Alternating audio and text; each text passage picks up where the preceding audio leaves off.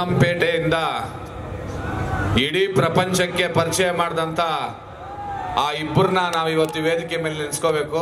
ತೂಗುದೀಪ್ ಶ್ರೀನಿವಾಸನ್ನ ಹಾಗೂ ಮೀನಾ ಶ್ರೀನಿವಾಸನ್ನ. ಯಾಕಂದ್ರೆ ಇಂಥ ಒಂದು ಅದ್ಭುತ ಕಲೆಗಾರನ ನಮಗೆ ಪರಿಚಯ ಮಾಡಿಕೊಡಕ್ಕೆ ಅವರಿಬ್ರು ನಿಜವಾಗ್ಲೂ ಅವರ ಪಾದಾರವಿಂದಗಳನ್ನ ನಮಸ್ಕರಿಸ್ತಾ ನಾವು ಅವ್ರನ್ನ ನೆನೆಸ್ಕೊಳ್ಳೇಬೇಕು. ಎಲ್ಲ ದರ್ಶನ್ ಬಾಸ್ ಅಂತಾರೆ, ನನಗೆ ತಿಳಿದಂಗೆ ದೇವರು ಬಾಸ್.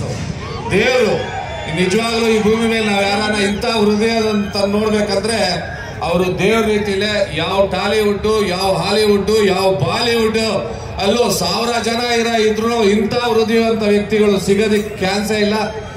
ಒಂದೇ ಒಂದು ಮಾತು ನಿಮ್ ಪರವಾಗಿ ನಾನು ಕೇಳ್ಕೊಳ್ತೇನೆ, ನಮ್ಮಂತ ಸ್ನೇಹಿತರು, ನಿಮ್ಮಂತ ಅಣ್ಣನಿಗೋಸ್ಕರ ಇಂಥ ಸೆಲೆಬ್ರಿಟಿಗಳು, ನೀವು ಹೇಳ್ತಾ ಇರ್ತೀರ ಅಭಿಮಾನಿಗಳ ಸೆಲೆಬ್ರಿಟಿ, ಆ ದೇವ್ರನ್ನ ಕೇಳ್ಕೊಳ್ತೀನಿ ಪ್ರತಿಯೊಬ್ಬರಿಂದನೂ ಒಂದೊಂದು ವರ್ಷ ಆಯಸ್ಸನ್ನ ತಗೊಂಡು ನಿಮಗೆ ಕೊಳ್ಳಿ.